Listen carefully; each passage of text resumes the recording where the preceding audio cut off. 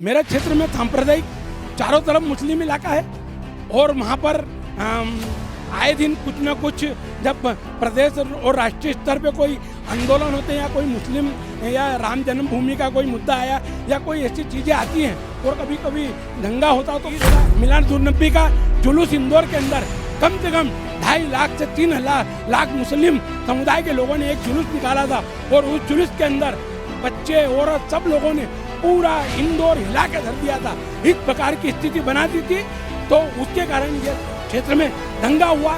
जब भगदड़ मची तो मेरे क्षेत्र के लोगों को मुझे बचाना था और मैं उसके लिए उस क्षेत्र में जा करके बड़ा वाकई की परिस्थिति किस प्रकार से बनती है, जो कि एक मजदूर जो काम करने वाला सफाई कर्मी है वो कितना गंदा नीचे उतर करके और गंदगी में जा करके सफाई करता है और उसकी जब वेदना मुझे मालूम पड़ी तब मैं उनके साथ में रह करके मेरे क्षेत्र गरीब और पिछड़े इलाके का निवासी हूँ, जहाँ पर आए दिन सब प्रकार के उन्हें लड़ाई झगड़े से लगाकर अच्छा व्यवहार सब प्रकार की व्यवस्था वहाँ पर हमारे क्षेत्र में होती है। उसके बावजूद मैं उसमें से निकलकर संघ के कार्य में आरएसएस के कारण मेरा भविष्य और मेरा आज मैं जो खड़ा हूँ मैं सिर्फ आरएसएस के कारण। से बात करेंगे इनके जीवन के बारे में। पांडे जी देखिए, वकील होना एक अपने आप में गर्व की बात है। लोगों के न्याय के लिए लड़ना, जजेस तो डिसीजन देते हैं लेकिन लड़ाई आप लोग करते हैं, तो इसीलिए मैं कह रहा हूँ कि वकील होना एक धर्म का काम होता है। मुझे ये बताएं कि इस फील्ड में आपको किस चीज़ ने आकर्षित किया, अट्रैक्ट किया?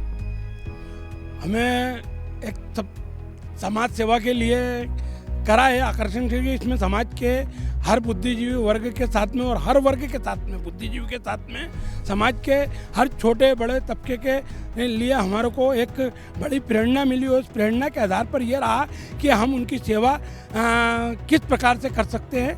इसको देखते हुए हमने जब पुराने हमारे वरिष्ठ अभिभाषकों को देखा और उनके माध्यम से जब हमने ये चीज़ समझी तो मुझे इसे प्रेरणा मिली कि हमको एडवोकेट का ही कार्य करना चाहिए। पांडे जी, आपकी शिक्षा कहाँ से आपने शिक्षा ली और आपका जन्म कहाँ से हुआ? पांडे जी, मेरा जन्म जूनी इंदौर गाड़ी अड्डे में मेरा हुआ जन्म इंदौर में, और मैंने शिक्षा ली है गुजराती कॉलेज में और क्रिश्चियन कॉलेज में मैंने शिक्षा ली है। डिग्री में क्या क्या है आपका? मेरे पास AA LLB की डिग्री है और मैं अभी MSW कर रहा हूँ। इस विषय में मैंने दर्शन शास्त्र में और समाज शास्त्र में करा है और बाकी LLB करा है और MSW कर रहा हूँ। उसमें विषय है कि मास्टर ऑफ सोशल वर्कर, समाज का कार्य किस प्रकार से कैसे कर सकते हैं उसके लिए करा। कहीं ना कहीं समाज में कैसे अपना योगदान दे, इसमें आपको समझने की कोशिश करेंगे आप इस विषय में। मेरा सवाल है कि आपको LLB आपने किस सन में किया था, कौन से वर्ष में किया था और कौन से वर्ष में आपने वकालत को चयन किया? 1994 में मैंने वकालत पास करी थी, LLB करा था और उसी समय मैंने 12वें महीने में यहाँ पर अपनी वकालत प्रारंभ कर दी थी। मेरे सीनियर एडवोकेट मेरे गुरु श्री PK शुक्ला साहब, उनके नेतृत्व में मैंने यहाँ पर अपनी ये जो वकालत का कार्य शुरू करा। पांडे जी, आप RSS से भी, राष्ट्रीय स्वयं सेवक संघ से भी जुड़े हैं, BJP के टिकट पर आप पार्षद रहे हैं, तो वो कैसा एक्सपीरियंस है, कैसा अनुभव था? मुझे बाल्यकाल से ही मैं स्वयंसेवक हूँ, संघ का कार्य करता हूँ। मैंने कोई OTC नहीं करी है, कोई किसी प्रकार का वो नहीं करा। मगर शिक्षा मेरी बाल्यकाल से ही संघ से ही प्राप्त हुई। मैं ऐसे गरीब और पिछड़े इलाके का निवासी हूँ, जहाँ पर आए दिन सब प्रकार के मैंने लड़ाई झगड़े से लगाकर अच्छा व्यवहार सब प्रकार की व्यवस्था वहाँ पर हमारे क्षेत्र में होती है। उसके बावजूद मैं उसमें से निकलकर संघ के कार्य में RSS के कारण मेरा भविष्य और मेरा आज मैं जो खड़ा हूँ मैं सिर्फ RSS के कारण, और मैं उसी के माध्यम से मैंने पूरे मध्य प्रदेश में इंदौर में जहाँ भी जो उपलब्धि प्राप्त करी है वो मैं उसी के माध्यम से मैंने करी है। पांडे जी, आप पार्षद थे उस समय जब इंदौर में उतना स्वच्छ नहीं था, लेकिन आपने बहुत संघर्ष किया, प्रोटेस्ट भी किया था आपने कई दिनों तक, आप बीमार भी पड़ गए थे, तो क्या था मामला? वो था कि जो अपने इंदौर में जब नगर निगम में आदरणीय महापौर जी मोघे जी थे, उस समय की स्थिति ऐसी थी कि इंदौर शहर इतना गंदा और ऐसी परिस्थिति ऐसी, तो हमारे आदरणीय मोघे जी ने जगह जगह घूमकर एक उन्होंने अपना प्लान बनाया कि मैं शहर में एक सफाई का कार्य अच्छे रूप में कर सकूं। इस कारण हमारे मोघे जी के नेतृत्व में जब हमने यह काम शुरू करा तो मैं जब उस क्षेत्र में 2000 2010 में मैं भारतीय जनता पार्टी का पार्षद क्षेत्र क्रमांक 65 से बना, जब मैंने आदरणीय भरत मथुरावाले जी को उस चुनाव में हराया था और हरा करके मैं वो चुनाव जीत कर आया था और जीता। तब मुझे समाज का जो काम करने की एक जो गंदगी तक नीचे जो हमारा मजदूर से लगाकर और जो सफाई कर्मी काम करता है, तब मुझे मालूम पड़ा वाकई की परिस्थिति किस प्रकार से बनती है। जो कि ये एक मजदूर जो काम करने वाला सफाई कर्मी है, वो कितना गंदा नीचे उतर करके और गंदगी में जा करके सफाई करता है। और उसकी जब वेदना मुझे मालूम पड़ी, तब मैं उनके साथ में रह करके मेरे क्षेत्र में इसलिए काम करा मैंने कि कई सालों से उस क्षेत्र का विकास कभी नहीं हुआ था और मैं चाहता था कि मैं पार्षद रहूं या ना रहूं, मैं कोई बड़ी पोस्ट पे जाऊं ना जाऊं, मगर जो मुझे मिला है मैं उसको समाज में किस हिसाब से बांट करके और उसकी सफाई इस क्षेत्र की और रोड ड्रेनेज सब चीज़ की व्यवस्था मैं कर सकूं। और छोटी छोटी समस्याओं का समाधान मैंने मेरे क्षेत्र में करा और लड़ाई लड़ी। उसमें यह हुआ कि कचरे के ढेर पर मुझे बैठना पड़ा और लोगों ने मुझे ये तक बोला कि दिनेश पांडे ने पार्टी के विरुद्ध में कचरे के ढेर पे बैठा, मगर मैं पार्टी के विरोध में नहीं बैठा था।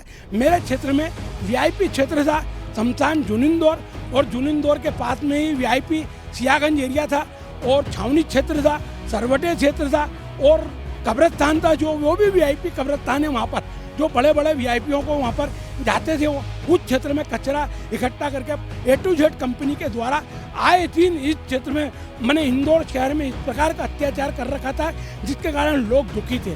जब हमने इसको ख़त्म करने के लिए जब कचरे के ढेर पे मैं बैठा और बैठकर वो उस कचरे के ढेर पर वो गंदगी पूरे भारत में एक आंदोलन के रूप में उभरी और A to Z कंपनी को आदरणीय मोगे जी ने अपने क्षेत्र से हटा करके और आज इंदौर नंबर 1 पर खड़ा हुआ है। इसी संघर्ष का नतीजा है कि आज इंदौर सबसे भारत का सबसे स्वस्थ साफ शहर माना जाता है। लेकिन मेरा सवाल है आपसे ये पांडे जी कि आपके पैरों में गोली लगी है, ये क्या मामला था? आपको गोली कैसे लगी? मेरा क्षेत्र में सांप्रदायिक चारों तरफ मुस्लिम इलाका है और वहाँ पर आए दिन कुछ ना कुछ जब प्रदेश और राष्ट्रीय स्तर पे कोई आंदोलन होते हैं या कोई मुस्लिम या राम जन्मभूमि का कोई मुद्दा आया या कोई ऐसी चीज़ें आती हैं और कभी कभी दंगा होता, तो पहला जुनिंदौर जब क्षेत्र में दंगा हो जाता है तो उसके अंदर मेरे को मेरे क्षेत्र के लोगों को बचाना तो पड़ेगा ना। मैं उनके लिए अपनी मैं उनको उनके लिए मैं मार नहीं सकता हूँ, मगर मरने की ताकत मेरे क्षेत्र के लिए और मेरे वालों के लिए है जिनके लिए मैं काम करता हूँ। और मेरे को सबसे बड़ी प्रेरणा मेरी ये है कि मेरा एक ही है, जैसे वकील का मैटर है या बजरंग दल का है या संघ का है या क्षेत्र के वाइज कोई भी कार्य है, अगर मेरे क्षेत्र के कार्य में अगर मैं मेरे कार्य के क्षेत्र में अगर मैं किसी की सुरक्षा नहीं कर सकता हूँ तो मुझे इस कार्य को करना नहीं चाहिए। मुझे अगर डर है तो मैं मेरे घर बैठूँ और मेरे बच्चे पालन अगर नहीं होगा तो भी मैं अपने घर बैठ करके जो भी हो वो कर सकता हूँ। मैं ये पूछ रहा हूँ कि कब कौन से सन में हुआ था, किस समय हुआ था ये, और एग्जैक्टली मैटर क्या था, मामला क्या था? श्री राम जन्मभूमि का आंदोलन का कार्यक्रम चल रहा था, हाँ 92 में, और ईद मिलादुन्नबी का जुलूस इंदौर के अंदर कम से कम 2.5 लाख से 3 लाख मुस्लिम समुदाय के लोगों ने एक जुलूस निकाला था और उस जुलूस के अंदर बच्चे औरत सब लोगों ने पूरा इंदौर हिला के धर दिया था। इस प्रकार की स्थिति बना दी थी, तो उसके कारण ये क्षेत्र में दंगा हुआ। जब भगदड़ मची तो मेरे क्षेत्र के लोगों को मुझे बचाना था और मैं उसके लिए उस क्षेत्र में जा करके खड़ा रहा। इन लोगों ने सामने से गोलियां चलाई, पत्थर चलाए, बम चलाए, सब चलाए। उन सब के हमारे पास एनी टाइम पे कुछ नहीं रहता। इलीगल वेपन्स थे उनके पास, कहाँ से आए? इसमें तो प्रश्न, एक बहुत बड़ा प्रश्न चिन्ह है। अरे सर, अभी उत्तर प्रदेश में, मध्य प्रदेश से, आपके दिल्ली में, मध्य प्रदेश से, आपके भारत में अगर कहीं भी कोई हथियार अगर जाते हैं तो बड़वानी, अंजड़, महेश्वर, मंडलेश्वर, ये चिखलीकर लोग बना करके सारे अवैध हथियार बेच रहे हैं। कौन रोक रहा है? किसी की नहीं। ये तो जब पुलिस को या किसी शासन को या किसी राज्य को जब बताना रहता तो इनको पकड़ के लाके 50 लोगों को गिरफ्तार करके और बता दिया जाता कि इनके पास से 50 हथियार गिरफ्तार हुए, इनके पास से 100 गिरफ्तार हुए, और उनको ला करके यहाँ कोर्ट में पेश करके और बंद कर दिया जाता है। बात यह है कि अगर किसी चीज़ को समाप्त करना है तो उसको जड़ से समाप्त कर देना चाहिए। ये अगर जिस प्रकार से देश में इस प्रकार की परिस्थितियाँ बनी है तो ये फैक्ट्री खुलती क्यों है, ये व्यक्ति समाप्त क्यों नहीं होते? जब पुलिस उनको मारती है तो इनको भी गोली मार देना चाहिए, इनको भी खत्म कर देना चाहिए। इस प्रकार का देश के अंदर जो चल रहा है वो बड़ा नुकसानदायक चल रहा है। ये चूँकि आप बार एसोसिएशन के अध्यक्ष हैं, मैं ये कहूँगा कि जो हमारे वकील हैं उनको सुरक्षा को लेकर एक आपके कंधों पर एक बड़ी जिम्मेदारी है। उनको कैसे सुरक्षित रखा जाए, इस सब के मामलों में आप क्या कर रहे हैं? आपके पास कौन से प्लान्स हैं, क्या करने वाले हैं उनकी सुरक्षा को लेकर? मेरे पास तो इतनी कोई सुरक्षा नहीं है कि मैं उनकी कोई सुरक्षा कर सकूं, मगर मैं उनके लिए एडवोकेट हूं और मैं उनके अध्यक्ष हूं। मेरे यहाँ पर इस कोर्ट परिसर में अगर कोई भी वकील है, ना कोई जाति है, ना कोई धर्म है, ना कोई समाज है, हम सब एक ही समाज के हैं, एडवोकेट समाज के हैं, और हमारा एक ही समाज है और हम उस समाज के लिए अपना सर्वस्व निछावर करने के लिए अध्यक्ष पद का अगर हमने दायित्व लिया है तो हमको पूर्ण रूप से उनकी सुरक्षा और उनकी व्यवस्था का ध्यान रखते हुए हम वो कार्य करते हैं। अगर कोई प्रकार की उनकी समस्या आती है तो उनको रात में भी जाकर उनके परिवार के लिए, उनके घर के लिए, थाना, अस्पताल, कोर्ट, कचहरी, हर जगह हम उनके लिए कार्य करते हैं और उनकी सुरक्षा के लिए दैनंदिन। अरे हम थाने से अगर उनको छुड़ा नहीं सकते हैं तो हम बंद होने की ताकत रखते हैं, अगर हम मार नहीं सकते हैं तो मरने की ताकत तो हमारे पास है और हम उसी के लिए तैयार हैं और जिंदगी भर उस कार्य के लिए खड़े हुए हैं। अंत में आपसे सवाल करूंगा पांडे जी, बहुत सारे जो आतंकी होते हैं उनको आपने पकड़वाया, बहुत मेहनत की है। एक समाज के लिए मैं ये कहूँगा कि खतरों से खेल कर आपने समाज के लिए कार्य किया, तो क्या आपको डर नहीं लगता? क्योंकि सिमी के आतंकवादी भी थे।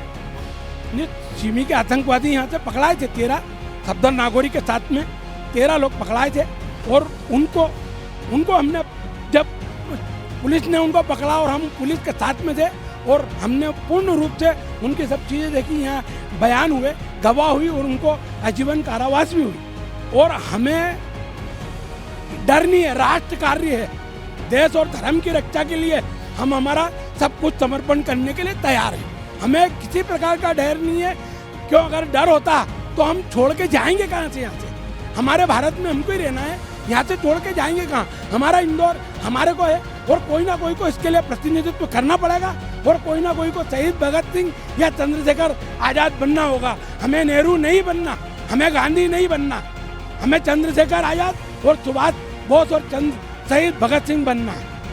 आप कई वर्षों से समाज के कार्य में बहुत एक्टिव हैं। पहले आप आरएसएस में थे, फिर पार्षद बने, आप वकील बने। अगर एक उपलब्धि की बात किया जाए पांडे जी, या एक ऐसा मेमोरी की बात किया जो आप कभी नहीं बोलेंगे, क्या होगा वो? हमने कोई प्लान बना के नहीं करा कि हमें उपलब्धि मिले। हमारे कार्यों से अगर लोग हमारे को, अगर मैं यही कार्य दूसरे क्षेत्र में लगाता, लूट, डकैती, चोरी और इन कामों में लगता तो मैं एक इंदौर का बड़ा डॉन होता, बड़ा वो कार्य करता। आज मैं समाज का काम कर रहा हूँ तो समाज जन के लिए मैं समर्पित हूँ। मेरा कार्य सिर्फ मेरे ऊपर जो भी प्रस्तुति मैं दूंगा उसी से मेरी उपलब्धि होगी और मेरी उपलब्धि से ही मेरा नाम और मेरा ये होगा। मैंने कोई सोच के नहीं करा कि मैं पार्षद बनूंगा या मैं विधायक बनूंगा या बजरंग दल का अध्यक्ष बनूंगा या बार का अध्यक्ष बनूंगा। मैं अगर बार में तीसरी बार चुनाव जीता हूँ तो मेरे कार्यों के ऊपर से मुझे चुनाव वोट दिया है और अगर मैं अच्छा काम करूंगा तो मेरे को अगली बार जिताएंगे, नहीं तो 2 लाख देकर बाहर कर देंगे। पांडे जी, इतने अच्छे वक्ता हैं आप, स्पीकर हैं आप, और आपका रुतबा, जो आपका स्टेचर कहा जाता है अंग्रेजी में, जो स्टेचर है आपका, किसी विधायक से कम नहीं। तो कहीं ना कहीं सपना तो होगा ना कि चुनाव लड़ेंगे? नहीं, वो सपने उन लोगों को आते हैं। हम गरीब लोगों को इन चीज़ों के सपने ही नहीं आते हैं। हम तो गरीब लोग हैं, पैसे वाले चुनाव नेता ये लोग बनते हैं। हम तो एक समाज सेवी अच्छे हैं। हम कम से कम हमारे परिवार की एक आशा तो बन के खड़े हैं कि हम हमारे क्षेत्र के लोगों को, हमारे वकील लोगों को, हमारे लोग आते हैं, हम उनके लिए सहज भाव से, सहज समय और तुरंत मिलते हुए उनका कार्य करते हैं। हमको तो यही, ना हमको विधायक बनना है ना सांसद बनना है। जिन्होंने विधायक बन के क्या कर लिया देश का और जो सांसद बन के बैठे उन्होंने क्या कर लिया, जो है वही अच्छा है। हम और हमारी उपलब्धि के अनुसार ही हमारा आकलन होगा और हमारे को एक उपलब्धि प्राप्त के अनुसार ही हमारी व्यवस्था बनेगी। एक अंत में आपसे पूछूंगा पांडे जी कि कौन सा क्या सीक्रेट है, इतना अच्छा वक्ता हैं आप, बहुत बढ़िया से जो भी सब्जेक्ट पे बात करते हैं, जो भी विषय पे बात करते हैं, जमकर धुलाई करते हैं जो आपके अगेंस्ट होता है, कि कैसे इतना अच्छा वक्ता बन गया? मैं संघ का कार्य करता हूँ, बाल्यकाल से मैंने उन चीज़ को सिखाया जाकर मेरे को भगवान प्रभु के सबके लिए। और सबसे बड़ी बात है, मैं धर्म का नहीं काम करता हूँ, मैं समाज का काम करता हूँ। मेरे लिए, मैं अगर यहाँ वकील हूँ तो मैं हिंदू धर्म का हो, चाहे मुस्लिम धर्म का हो, चाहे ईसाई धर्म का, वो मेरा वकील है और मैं उसके लिए मेरा सर्वस्व निछावर करता हुआ चलूँगा। और मैं इसके बाहर जाऊँगा तो मैं मेरे हिंदू धर्म के लिए काम करने वाला व्यक्ति हूँ और काम करता रहूँगा और जीवन भर काम करूँगा। यहाँ मैं कभी भी सांप्रदायिकता ला करके कोर्ट परिसर में कभी नहीं लाता हूँ और ना लाऊंगा। पांडे जी, आपने इंदौर यूथ से बात किया, बहुत बहुत धन्यवाद आपका। सारा इंदौर यूथ को ये आज मैं चौथी बार धन्यवाद दे रहा हूँ। और सदा अगर आप इस प्रकार के मुद्दे शहर के उठाते रहेंगे और समाज जन से और भी ऐसे ऐसे लोग ये काम करने वाले जो दबे हुए कुचले हुए हैं, उनका आगे बढ़ाने का प्रयास करें, उनसे पूछे जो इंदौर शहर कहाँ उपलब्धि के प्राप्त हो सकती है। मैं आपका बहुत बहुत धन्यवाद है, आपको सदा हम आपको नमन।